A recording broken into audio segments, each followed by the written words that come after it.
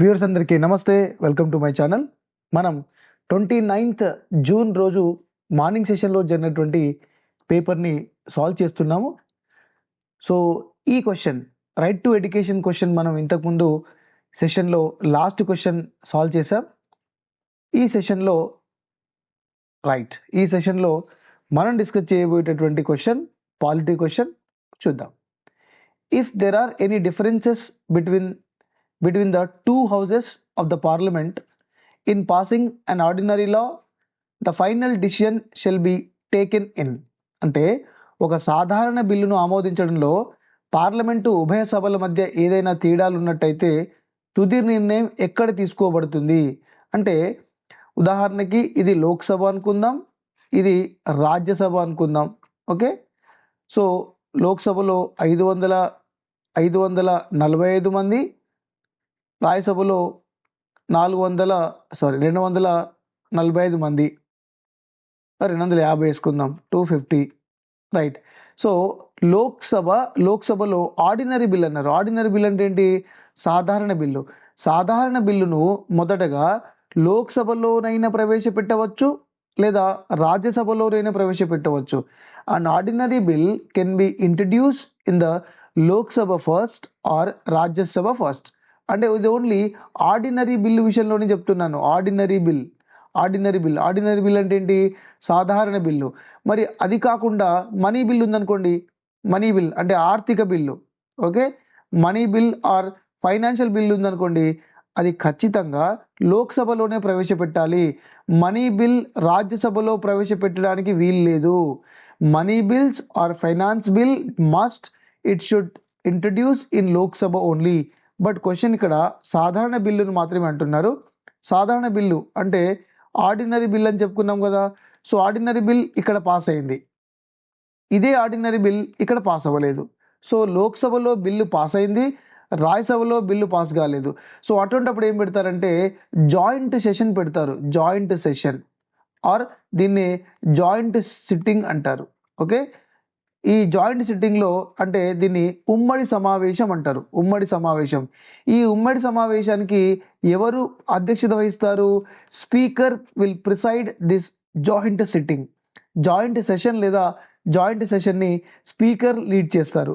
So ఈ joint సిట్టింగ్లో ఎవరైతే ఎక్కువ మంది ఎస్ అంటారో దాని మీద ఈ బిల్లు యొక్క భవిష్యత్తు డిపెండ్ అయి ఉంటుంది. అంటే సాధారణ బిల్లు అనేటటువంటిది లోక్సభలోనైనా ఇంట్రడ్యూస్ చేయొచ్చు, రాజ్యసభలోనైనా ఇంట్రడ్యూస్ చేయొచ్చు, కానీ మనీ బిల్స్ మాత్రం ఖచ్చితంగా లోక్సభలోనే ప్రవేశపెట్టాలి. ఓకే, సో ఉమ్మడి సమావేశంలో ఏదైనా బిల్లులో తేడాలు కనుక ఉంటే లోక్సభ ఎస్ అని రాజ్యసభ నో అని, రాజ్యసభ ఎస్ అని లోక్సభ నో అంటే కనుక అది ఉమ్మడి సమావేశంలోనే దాని యొక్క భవితవ్యం తెలుస్తుంది. నెక్స్ట్ క్వశ్చన్, ఈ కింది వాటిలో ఒకటి భారత రాజ్యాంగ సవరణ 42వ సవరణ లక్ష్యం కాదు. One of the following is not the aim of the 42nd amendment of the Indian constitution. So 42nd amendment ఇది ఎప్పుడు జరిగిందంటే 1976 జరిగింది. 1976లో జరిగింది. 1976 42nd amendment was made in 1976 during emergency. ఇది ఇండియాలో ఎమర్జెన్సీ ఉన్నప్పుడు జరిగింది. దీన్నే మినీ కాన్స్టిట్యూషన్ అని కూడా అంటారు. చాలా పెద్ద పెద్ద మార్పులు జరిగాయి దీంట్లో. అప్పటి ప్రైమ్ మినిస్టర్ ఎవరు అంటే ఇందిరాగాంధీ గారు. ఎమర్జెన్సీ పెట్టారు కదా. ఎమర్జెన్సీ ఎప్పుడు పెట్టారు? 1975 to 1977. ఇది ఎమర్జెన్సీ పీరియడ్. జాతీయ అత్యవసర పరిస్థితి విధించారు దేశంలో 1975-77. ఈ టైంలో ఇందిరాగాంధీ ఏం చేసిందంటే కొన్ని మార్పులు చేర్పులు తీసుకురావడం జరిగింది. ఎందుకంటే ఇందిరాగాంధీ గారి యొక్క ఎన్నికనే సవాల్ చేశారు కోర్టులో, అలహాబాద్ కోర్టులో, సుప్రీం కోర్టులో. తన యొక్క ఎలక్షన్లో జరిగినటువంటి విధానాలపైన ఇందిరాగాంధీని క్వశ్చన్ చేశారు. కాబట్టి ఇందిరాగాంధీ ఏం చేసిందంటే excluding the court from the election disputes. ఇక్కడ ఏం చేసింది? కోర్టులు అంటే ఎన్నికల వివాదాలలో కోర్టులు తలదూర్చరాదు అని చెప్పింది. ఎందుకంటే అలహాబాద్ కోర్టు తనని ప్రైమ్ మినిస్టర్ పదవి నుంచి దిగిపోమ్మని చెప్పడమే దీనికి కారణమని చెప్పవచ్చు. అలహాబాద్ కోర్టు ఇందిరాగాంధీ గారు 1971లో జరిగినటువంటి ఎలక్షన్లో ఇందిరాగాంధీ గారు కొన్ని అక్రమాలకు పాల్పడ్డారు అని చెప్పి ఆమెపై పోటీ చేసినటువంటి రాజ్ నారాయణ్ అనేటటువంటి వ్యక్తి అలహాబాద్ కోర్టుకు వెళ్తారు. సో అలహాబాద్ కోర్టు ఇందిరాగాంధీ గారిని మీరు ప్రధానమంత్రి అయ్యే లక్షణాలు లేవు, రిజైన్ చేయండి అని చెప్పిన తర్వాత తను సుప్రీంకోర్టుకి వెళ్ళి స్టే తెచ్చుకుంది. దాని తర్వాత వచ్చిందే ఇది. అంటే కోర్టులు ఎన్నికల వివాదాల్లో జోక్యం చేసుకోవద్దు అని చెప్పి కోర్ట్స్ని కంట్రోల్ చేయడం జరిగింది. విద్యని making education as a fundamental right, ఇది అసలు ఎడ్యుకేషన్ సంబంధించింది దాంట్లో లేదు. Making the judiciary subservient to the parliament, అంటే పార్లమెంట్ చేసినటువంటి చట్టాలకి న్యాయ వ్యవస్థ లోబడి ఉండాలి. అంటే యాక్చువల్ మనం ఏమనుకుంటాం, our Indian judiciary is independent అంటాం. ఇండియన్ జ్యుడిషియరీ ఈజ్ ఇండిపెండెంట్ అంటే న్యాయ వ్యవస్థ స్వతంత్రతమైనది అని చెప్పుకుంటాం, దానికి ఒక స్వతంత్రత ఉన్నది. బట్ అప్పుడు ఇందిరాగాంధీ గారు ఉన్నప్పుడు మేము సోషియో ఎకనామిక్ రిఫార్మ్స్లో కనుక మేము విధానాలు తెచ్చినట్టయితే దాన్ని కోర్టులో ఛాలెంజ్ చేయకూడదు, అంటే పార్లమెంటుకు లోబడే న్యాయ వ్యవస్థ యొక్క చట్టాలు ఉండాలి అని చెప్పడం జరిగింది. Next, strengthening of central government when compare to the state government, రాష్ట్ర ప్రభుత్వాలతో పోల్చినప్పుడు కేంద్ర ప్రభుత్వాన్ని బలోపేతం చేయడం. సో ఇవన్నీ కరెక్టే. సో ఇది మాత్రం ఈ విద్యను ప్రాథమిక హక్కుగా చేయడం మాత్రం లేదు. ఇది 10th క్లాస్లో ఉంది. ఈ టాపిక్ ఎక్కడ ఉంది అంటే 10th క్లాస్లో ఉంది. ఓకే, ఇది మాత్రం ఈ 42nd అమెండ్మెంట్లో లేదు. ఈ 42nd అమెండ్మెంట్లోనే ఇంకేం జరిగిందంటే, అప్పుడు మన యొక్క ప్రియాంబుల్ అంటే ఏంటిది, పీఠిక. రాజ్యాంగంలో ఏదైతే పీఠిక ఉంటుందో ఆ పీఠికలో సెక్యులర్,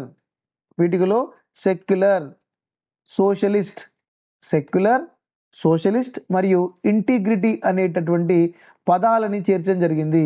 సెక్యులర్, ఓకే, సెక్యులర్ అంటే లౌకిక, ఇక్కడ సామ్యవాద, లౌకిక సామ్యవాద, ఇంటిగ్రిటీ అంటే సమైక్యత అనేటటువంటి ఈ యొక్క పదాలు 1950 జనవరి 26 అంటే అంబేద్కర్ రాసినటువంటి రాజ్యాంగంలో ఇవి లేవు. సెక్యులర్ అనే పదం లేదు, సోషలిస్ట్ అనే పదం లేదు, ఇంటిగ్రిటీ అనే పదం లేదు. సో ఇవన్నీ కూడా, ఈ మూడు కూడా 1976లో 42వ రాజ్యాంగ సవరణ ద్వారా యాడ్ చేయడం జరిగింది. Next question, the central government has passed the criminal legal amendment act in 2013. This was also known as, దీన్ని ఏమంటారంటే, దీన్ని మనము నిర్భయ చట్టం అంటాం. నిర్భయ చట్టం ఢిల్లీలో చాలా పెద్ద ఇన్సిడెంట్ జరిగింది. ఒక అమ్మాయిని కొంతమంది అటాక్ చేసి కొంతమంది వాళ్ళ మీద అత్యాచారం చేశారు. సో ఆ ఇన్సిడెంట్ తర్వాత, ఆ రేప్ ఇన్సిడెంట్ తర్వాత ఢిల్లీలో చాలా పెద్ద గొడవలు జరిగాయి. సో అప్పటి గవర్నమెంట్, మన్మోహన్ సింగ్ గవర్నమెంట్ కొత్తగా ఒక యాక్ట్ తీసుకురావడం జరిగింది. ఆ 2012లో ఇన్సిడెంట్ జరిగింది. 2012లో ఆ రేప్ ఇన్సిడెంట్, మొలెస్టేషన్ జరిగిన తర్వాత 2013లో ఈ యాక్ట్ తీసుకురావడం జరిగింది. దీని మీద ఒక కమిటీని కూడా వేయడం జరిగింది. వేశారు. సో దాన్ని మనము JS Verma committee, Nirbhaya act JS Verma committee రిఫార్మ్స్ల మేరకు based on the recommendations of J.S. Verma Committee on 3rd April 2013. So 3rd April 2013 ఈ జేఎస్ వర్మ ఇచ్చినటువంటి రికమెండేషన్ యాక్సెప్ట్ చేసి ఈ నిర్భయ యాక్ట్ ఇంప్లిమెంట్ చేయడం జరిగింది. Okay, so Nirbhaya act 2013 by the JS Varma committee recommendations, ఇది అమలైంది 3rd April 2013 నుంచి నిర్భయ చట్టం మన దాంట్లో అమలు అవుతుంది. తర్వాత దిశా బిల్ ఏంటంటే, ఇది తెలంగాణకు సంబంధించింది. తెలంగాణలో ఒక డాక్టర్ని, సేమ్ ఢిల్లీలో జరిగినట్టుగానే తెలంగాణలో కూడా ఒక డాక్టర్ని అలాగే హత్య చేసి, రేప్ చేసి చంపడం జరిగింది. సో దాని ద్వారా ఇక్కడ దిశ యాక్ట్ అనేది మన తెలంగాణలో రావడం జరిగింది. వాట్ ఈస్ పోక్సో యాక్ట్ అంటే the protection of children from sexual offences. I repeat, ఈ పోక్సో యాక్ట్ ఎప్పుడు వచ్చిందంటే 2012 వచ్చింది, 2012లో వచ్చింది. The protection of children from sexual offences, ఇది 2012లో వచ్చింది. మరి సార్ మీరు ఈ మూడు చెప్పారు, శారదా యాక్ట్ అంటే ఏంటంటే, శారదా యాక్ట్ ఇది మనకి శారదా యాక్ట్ శారదా యాక్ట్ మనకి 1929లో జరిగింది. As per the Sharada act ఏం చేశారంటే marriage minimum age to marriage is 14 years అంటే మ్యారేజ్ చేసుకోవడానికి 14 ఇయర్స్ అనేటటువంటి ఏజ్ని కన్ఫర్మ్ చేయడం జరిగింది. అంటే ఎవరు? Girls. Okay, minimum marriage age was 14 years అని చెప్పడం జరిగింది. మరి ఇప్పుడు మనం ఏది ఫాలో అవుతున్నాము? ప్రజెంట్ మనం ఫాలో అయ్యేది 18 ఇయర్స్ కదా. 18 ఇయర్స్ ఎవరికి ఉండాలి? గర్ల్కి ఉండాలి. అండ్ 21 ఇయర్స్ ఎవరికి ఉండాలి? బాయ్కి ఉండాలి కదా. సో ఇది ఎప్పటి నుంచి ఫాలో అవుతున్నాం అంటే దిస్ వీఆర్ ఫాలోయింగ్ ఫ్రమ్ 1978 నుంచి అమ్మాయికి 18 సంవత్సరాలు, అబ్బాయికి 21 సంవత్సరాలు నిండితే వివాహం చేసుకోవాలి. ఇది కనీస వివాహ వయసు అంటారు దీన్ని. కనీస వివాహ వయసు మినిమం మ్యారేజ్ ఏజ్. ఇది మినిమం 14. శారదా యాక్ట్ అంటే మినిమం 14 ఇయర్స్. 14 ఇయర్స్ బిలో ఉన్న అమ్మాయిలకి మ్యారేజ్ చేయొద్దు as per the Sharada act. Okay, next the dance that was performed to worship Lord Shiva aggressively in front of Nataraja idol at the Shiva temples to motivate the soldiers before going to wars. So ఇక్కడ చూడండి, మీరు ఏ సినిమానైనా చూడండి, Magadheera cinema చూడండి, Baahubali cinema చూడండి, ఇటువంటి సినిమాలు కొన్ని చూడండి. సో శివుని ముందు అక్కడ పెద్ద శివుని యొక్క విగ్రహం ఉంటుంది. అక్కడ ఒక తాండవం చేస్తూ ఉంటారు, శివ తాండవం లాగా ఒక అగ్రెసివ్ డ్యాన్స్, కోపంగా డ్యాన్స్ చేస్తూ ఉంటారు కదా. చాలా ఉత్సాహంగా ఆవేశంతో డ్యాన్స్ చేస్తూ ఉంటారు. ఈ ఆవేశంతో చేసేటటువంటి డ్యాన్స్ ఏమంటారంటే పేరిణి డ్యాన్స్ అంటారు. పేరిణి డ్యాన్స్ ఇది మనకి కాకతీయుల కాలంలో నుంచి ఉంది. పేరిణి డ్యాన్స్ కాకతీయుల కాలంలో నుంచి ఉన్న డ్యాన్స్ ఏంటంటే పేరిణి డ్యాన్స్. ఇది శివుని యొక్క విగ్రహం ముందు లేదా నటరాజ విగ్రహం ముందు శివాలయాల్లో సైనికులు యుద్ధానికి వెళ్లే ముందు రక్తాభిషేకం చేసి ఒక కత్తితో ఇలా రక్తాభిషేకం తీసుకొని వీరు యుద్ధానికి వెళ్తూ ఉంటారు. దాన్ని మనము పేరిణి నృత్యం అంటాం. ఇక తర్వాత డప్పు నాట్యం అంటే మామూలుగా డప్పుతో చేసే నాట్యం. గుసాడి నాట్యం అంటే మనకి తల మీద కొన్ని నెమలి యొక్క పించాలు పెట్టుకొని లేదా ఏమంటారు దుప్పి కానీ జింక కానీ కొమ్ములు పెట్టుకొని డాన్స్ చేసేటటువంటి డాన్స్. దీన్ని గోండ్స్ ఆదిలాబాద్ జిల్లాలో ఉన్నటువంటి గోండులు కానీ రాజగోండ్స్ వాళ్ళు చేసేటటువంటి డ్యాన్స్. గుసాడి నాట్యం అంటే గోండులు లేదా రాజగోండులు చేసేటటువంటి నాట్యం. మరి భరతనాట్యం అంటే ఇది తమిళనాడు యొక్క అఫీషియల్ డ్యాన్స్. మరి మన ఆంధ్రప్రదేశ్ తెలంగాణ ఏంటంటే కూచిపూడి. భరతనాట్యం తమిళనాడు. మనకి శ్యామ్ సింగరాయ్ సినిమాలో ఉంటుంది కదా, సేమ్ అది భరతనాట్యం. తర్వాత next question, the constitutional adviser of the drafting committee of the Indian constitution who become the first Indian judge in international court of justice. అసలు ఇది అమేజింగ్. అసలు మన దగ్గర లేదు ఇది అవుట్ ఆఫ్ ద బాక్స్. ఇది మన 6th, 7th, 8th, 9th, 10th text బుక్లో లేని క్వశ్చన్. కాకపోతే ఇది స్టాక్ జీకే నుంచి కొంచెం వచ్చినట్టుంది. And so international court of justice ఎక్కడుంది? నెదర్లాండ్ ది హెగ్ సిటీలో ఉంది. ఇది ఇంటర్నేషనల్ కోర్ట్ ఆఫ్ జస్టిస్, అంతర్జాతీయ న్యాయస్థానం international court of justice the Hague నగరంలో ఉంది. మరి దీనికి నియమితులైనటువంటి ఇండియన్స్ ఎవరు అంటే చాలా మంది నియమితులయ్యారు. ఫస్ట్ బిఎన్ రావ్ ఈయన కాన్స్టిట్యూషన్ డ్రాఫ్టింగ్ కమిటీలో చాలా కీ రోల్. అసలు మన కాన్స్టిట్యూషన్ ఫైనల్ డ్రాఫ్ట్ చేసింది ఈయననే. మన రాజ్యాంగం యొక్క తుది ప్రతిని రాసింది బెనగల్ నరసింహరావు. బిఎన్ రావు అంటే బెనగల్ నరసింహరావు. ఈయన తర్వాత ఇంటర్నేషనల్ కోర్ట్ ఆఫ్ జస్టిస్ లో పనిచేసింది జనరల్ మిస్టర్ నాగేందర్ సింగ్ కూడా ఇంటర్నేషనల్ కోర్టుకి జడ్జిగా వహించారు. అదే తర్వాత రఘునందన్ స్వరూప్ పాఠక్ ఆర్ఎస్ పాఠక్ అంటారు. నాగేందర్ సింగ్, బిఎన్ రావు, ఆర్ఎస్ పాఠక్. తర్వాత రీసెంట్ గా మనకి దల్వీర్ భండారి. ఇండియా ఎంత గ్రేట్ అండి. వీళ్ళందరూ కూడా ఇంటర్నేషనల్ కోర్ట్ ఆఫ్ జస్టిస్ లో జడ్జిలుగా పనిచేసినటువంటి Indians. Okay, so Benegal Narasimha Rao, BN Rao, ఈయన రాజ్యాంగం యొక్క ఫైనల్ కాపీని ప్రిపేర్ చేశారు. అదేవిధంగా అంతర్జాతీయ న్యాయస్థానంలో ఈయన జడ్జిగా కూడా పనిచేశారు. Next, Jyotiba Phule was founded Satyashodhak Samaj to build a new society based on. మనకు తెలుసు సత్యశోధక్ సమాజ్ 1878లో జ్యోతిబా పూలే గారు స్టార్ట్ చేశారు. ఈయనను మహాత్మా అని కూడా పిలుస్తారు. ఈయన మహర్ మరియు మాంగ్, మహర్ కులము, తర్వాత మాంగ్ అనేటటువంటి కులాల కోసం స్కూల్ కూడా కట్టించడం జరిగింది. మరి ఈ సత్యశోధక్ సమాజ్ ఈ వ్యవస్థతో పాటు, ఈ సమాజ్తో పాటు ఆయన గులాంగిరి అనేటటువంటి పుస్తకం కూడా రాశాడు. గులాంగిరి అనేటటువంటి పుస్తకం కూడా ఈయన రాయడం జరిగింది. మరి ఈ సత్యశోధక్ సమాజ్కి ఫౌండేషన్ ఏంటంటే ట్రూత్ అండ్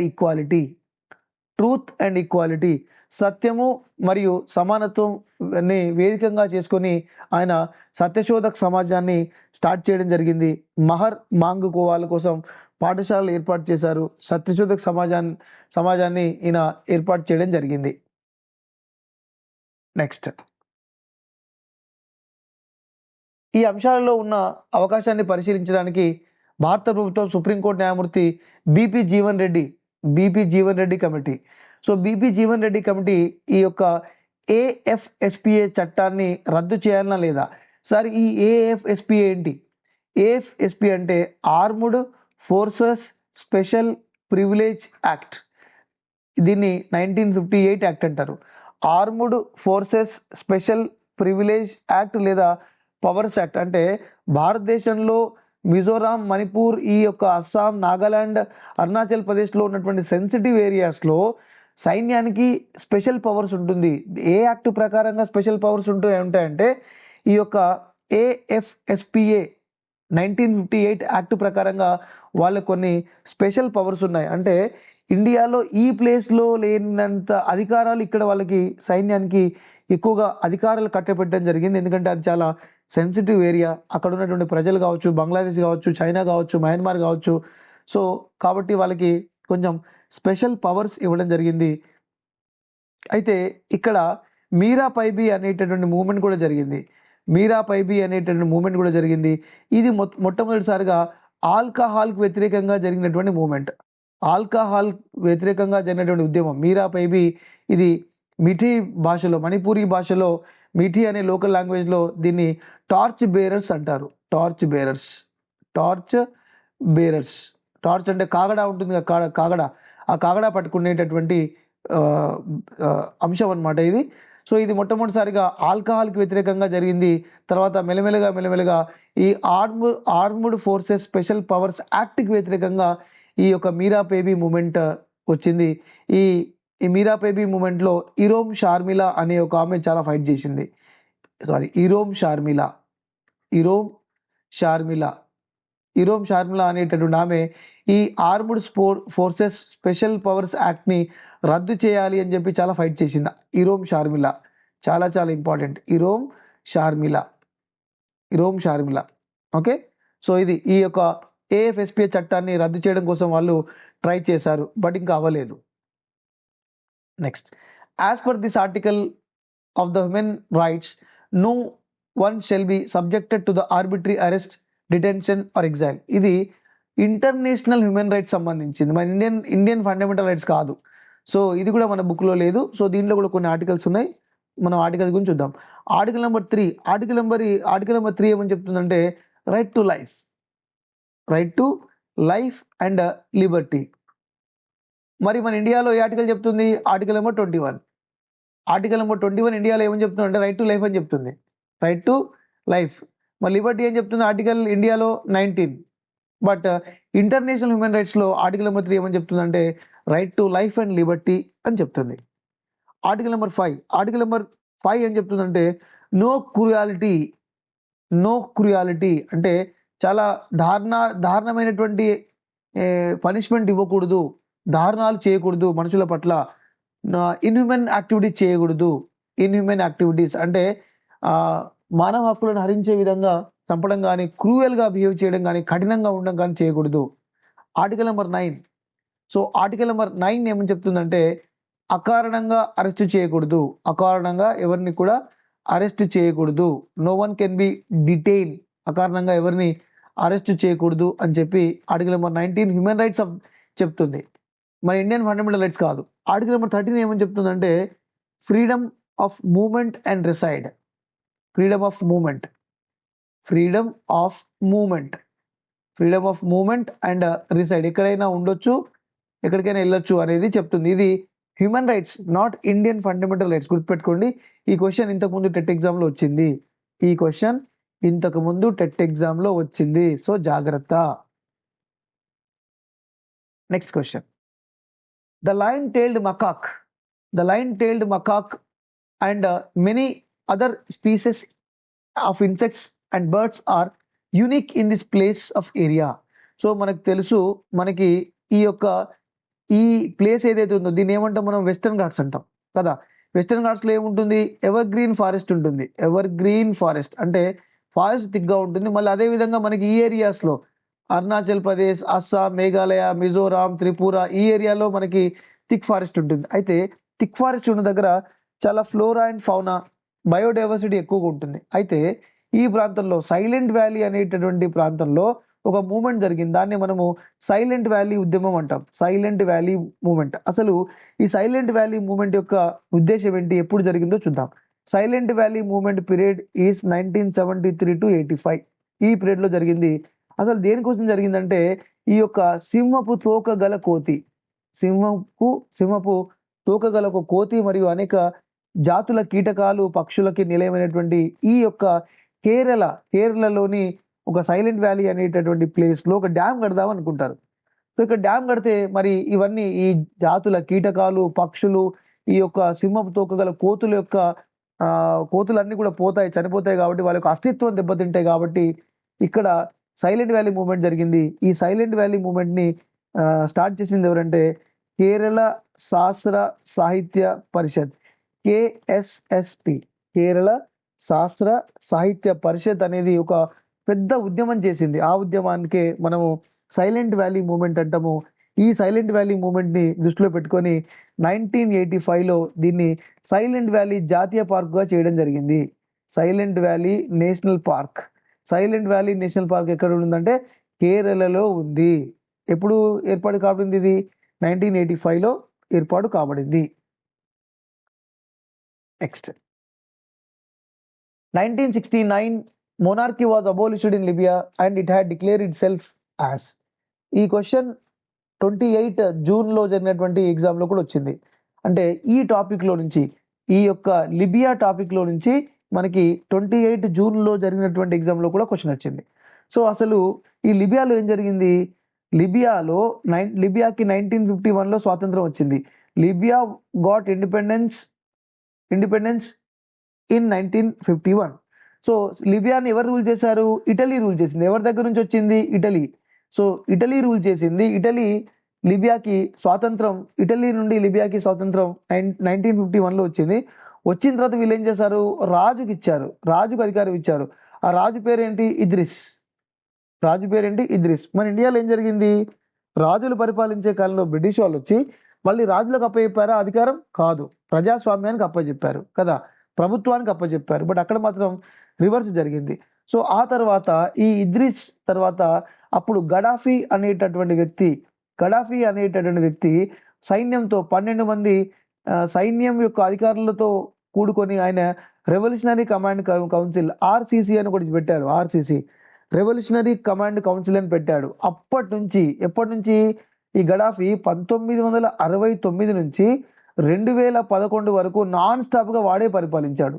చూడండి, కొన్ని రాష్ట్రాలలో ఒక 10 ఏళ్ళు ముఖ్యమంత్రి ఉంటేనే వాళ్ళని భరించలేకపోతున్నాం, 5 ఏళ్ళు ముఖ్యమంత్రి ఉంటే భరించలేకపోతున్నారు. ఇక్కడ మాత్రం వాడే పరిపాలించాడు నాన్ స్టాప్గా, ఒక్కడే 1969 నుంచి 2000, మీకు నచ్చినా నచ్చకున్నా వాడే పరిపాలిస్తాడు. ఎందుకంటే సైన్యం వాని చేతుల్లో ఉంటుంది. ఫైనల్గా ఇక్కడ అరబ్ విప్లవం, ఇక్కడ అరబ్ స్ప్రింగ్ వచ్చింది. అరబ్ విప్లవం వచ్చిన తర్వాత 2012లో నవంబర్లో కొత్త ప్రభుత్వం ఏర్పడింది. ఇక్కడ లిబియాలో గడాఫీని చంపేశారు. గడాఫీకి వ్యతిరేకంగా ప్రజలు రోడ్ల మీదకి వచ్చి విప్లవం చేశారు. దీన్ని మనం అరబ్ స్ప్రింగ్ అంటాం, అరబ్ విప్లవం అంటాం. సో అప్పుడు ఈ యొక్క రాజరికం రద్దు చేయబడి లిబియాని ఎలా డిక్లేర్ చేశారంటే ద సోషలిస్ట్ లిబియన్ అరబ్ రిపబ్లిక్గా దీన్ని డిక్లేర్ చేయడం జరిగింది. ఆ తర్వాత గడాఫీ చేతుల్లో వెళ్ళిపోయి లిబియా అంతా కూడా గడగలాడిందని చెప్పవచ్చు. సో అసలు సీసాలు లిబియాకి స్వాతంత్రం ఎప్పుడు వచ్చింది? 2011లో వాడు చచ్చిపోయిన తర్వాత, గడాఫీ చచ్చిపోయిన తర్వాతనే వచ్చింది. Next, Norman eastern Borlaug the father of green revolution belongs to the country. అసలైతే ఈయన మెక్సికోలో చాలా గ్రీన్ రెవల్యూషన్ తీసుకురావడం జరిగింది. ఈయన యుఎస్ఏకి చెందిన వ్యక్తి. USA, Norman Borlaug the father of green revolution in the world. Father of green revolution in the world, ఈయన అమెరికాకు చెందినటువంటి వ్యక్తి. ఇది కూడా మన బుక్లో అయితే లేదు, బట్ ఇది జనరల్గా వచ్చింది, అంటే మేబీ ఇంటర్మీడియట్ బుక్లో నుంచి రావచ్చు. మరి father of green revolution India ఎవరు? ఎంఎస్ స్వామినాథన్. ఎంఎస్ స్వామినాథన్. మరి గ్రీన్ రెవల్యూషన్ ఇండియాలో ఎక్కడ ప్రవేశపెట్టారు? ఫస్ట్ పంజాబ్లో ప్రవేశపెట్టారు. పంజాబ్, హర్యానా, యూపీలో ప్రవేశపెట్టారు. Next question, this crop is used both food and fodder. అంటే ఈ క్రింద ఇచ్చినటువంటి ఒక పంట అది ఆహారంగా పనికొస్తుంది, పశువులకి మేతగా పనికొస్తుంది. పప్పు ధాన్యాలు కాదు, చెరుకు కాదు, తక్కువ. ఎందుకంటే చెరుకు పిప్పి మొత్తం మిషన్లోకి వెళ్ళిపోతుంది, జ్యూస్ మొత్తం తీసేయడానికి. ఇంకా పశువులు తినడానికి ఏం మిగులుతుంది? ఏం మిగలదు. Oil seeds impossible. సో మనకి మేజ్, మొక్కజొన్న అంటే కంకి. సో ఇది కంకులు కోసిన తర్వాత దాని ఒక చొప్ప ఏదైతే ఉంటుందో, దాని స్టెమ్ ఏదైతే ఉంటుందో అది పశువులకి మేతగా ఉపయోగపడుతుంది. పప్పు ధాన్యాలు ఇది ఇండియాలో మధ్యప్రదేశ్లో ఎక్కువగా పప్పు ధాన్యాలు పండిస్తారు. Madhya Pradesh ranking first in the production of pulses. Sugar cane ఎక్కడ? UP. Sugar cane ranking first in production of sugar cane. Oil సీడ్స్లో గ్రౌండ్నట్ చాలా ఫేమస్ ఇండియాలో. సో గ్రౌండ్నట్ ఇది గుజరాత్. ఓకే, వేరుశనగ గుజరాత్లో ఎక్కువ పడుతుంది. మేజ్ ఎక్కడ పడుతుంది? కర్ణాటకలో కంకులు ఎక్కువ పండుతాయి. ఓకే, సో ఇది అగ్రికల్చర్లో ఉన్నటువంటి లెసన్లో నుండి important crops. Next question, at this stage of paper production the small wood chips are sent to fibre line section. ఈ క్వశ్చన్ 28 జూన్ రోజు కూడా వచ్చింది. అంటే బేస్డ్ ఆన్ దిస్ క్వశ్చన్, ఆ క్వశ్చన్ మీరు ఆన్సర్ చేస్తే ఇది కూడా ఆన్సర్ చేస్తారు. 28 జూన్ రోజు కూడా ఈ క్వశ్చన్ వచ్చింది. మనం ఉన్నది 29th పేపర్లో ఉన్నాము. 28 జూన్లో కూడా క్వశ్చన్ వచ్చింది. కాగితం ఉత్పత్తి యొక్క ఈ దశలో చిన్న చిన్న ముక్కలను ఫైబర్ లైన్ విభాగానికి పంపుతారు. At the stage of paper production the small wood chips are sent to fibre line. First దీంట్లో అంటే సిర్పూర్ కాగజ్ నగర్లో ఉన్నటువంటి కాగజ్ నగర్ ఫ్యాక్టరీలో 7th క్లాస్లో మనకు కొన్ని స్టెప్స్ ఇచ్చారు. ఫస్ట్ ఏం చేస్తారు? లారీలో నుంచి ఆ చెక్కలు వస్తాయి. ఓకే, వుడ్స్ వస్తాయి. సో ఫస్ట్ ఏం చేస్తారు? ఆ వుడ్లని చిన్న చిన్న ముక్కలు చేస్తారు. ముక్కలు చేసిన తర్వాత ఏం చేస్తారు? ముక్కలు చేసిన తర్వాత కలప గుజ్జు తయారు చేస్తారు. కలప గుజ్జు ఎట్లా తయారు చేస్తారు? దీనిలో కెమికల్స్ కలుపుతారు. గుజ్జు తయారు కావాలంటే ఏం కావాలి? కెమికల్స్ తయారు చేస్తారు. ఓకేనా? కెమికల్స్ తయారు చేసిన గబ్బు వాసన వస్తుంది ఆ చుట్టుపక్కల. ఓకే, అండ్ థర్డ్ వన్ ఏం చేస్తారు? గుజ్జును షీట్ లాగా పరుస్తారు. గుజ్జును పరచడం. నాలుగోది ఏం చేస్తాడు? ఒత్తడం. దాన్ని గుజ్జుని ఒత్తుతారు. ఏం చేస్తారు? ఆరబెడతారు. ఓకే, ఆరబెట్టిన తర్వాత ఏం చేస్తారు? చుట్టుతారు. ఓకే, లాస్ట్ ఏం చేస్తారు? కటింగ్ చేస్తారు. ఇది ప్రాసెస్. ఒక్కోసారి ఈ ప్రాసెస్ని జంబ్లింగ్ ఇచ్చి కరెక్ట్గా మనకు అరేంజ్ చేయమని కూడా చెప్పవచ్చు. అయితే మరి ఈ చిన్న చిన్న ముక్కలు కోసిన తర్వాత దీన్ని ఫైబర్ లైన్కి ఎప్పుడు పంపిస్తారంటే కలప గుజ్జును తయారు చేసేటప్పుడు ఎప్పుడైతే కెమికల్ కలుపుతారో జ్యూసీగా అవుతుందో దాన్ని ఫైబర్ లైన్కి వాళ్ళు పంపుతారు. చిన్న చిన్న ముక్కలని ఫైబర్ లైన్లోకి పంపుతారు. ఫైబర్ లైన్ పంపిన తర్వాత అది జ్యూస్గా అయిన తర్వాత దాన్ని ఒక షీట్ లాగా దీన్ని ఇలా పరుస్తారు. పొడవు వెడల్పు. ఓకే, ఎందుకంటే ఇలా చేసిన తర్వాత నెక్స్ట్ గుజ్జును పరిచేటప్పుడు ఇక్కడ ఎంత పొడవు ఉండాలి, ఎంత వెడల్పు ఉండాలి, గుజ్జును పరిచేటప్పుడే పేపర్ ఎంత మందం ఉండాలి అనేటటువంటిది గుజ్జును పరిచేయటం ప్రక్రియలో ఉంటుంది. ఓకేనా? తర్వాత కటింగ్ తర్వాత ఏం చేస్తారు? కటింగ్ తర్వాత ఇంకేంది? కటింగ్ తర్వాత ప్యాకింగ్ చేసి షాప్లోకి రిటైలర్గా హోల్సేల్గా అమ్మేస్తారు. సో ఇదండి మనకి నెక్స్ట్ సెషన్లో ఈ క్వశ్చన్ నుంచి ఎకానమీ క్వశ్చన్స్ ఉన్నాయి. ఎకానమీ క్వశ్చన్ గురించి మనం నెక్స్ట్ సెషన్లో డిస్కస్ చేసుకుందాం. సో ఒకసారి కంపారిటివ్లో చూడండి, ఎందుకంటే ఫస్ట్ సెషన్లో వచ్చినటువంటి క్వశ్చన్స్ చాలా వరకు సెకండ్ సెషన్లో కూడా వచ్చాయి. So hope you understand. Thank you.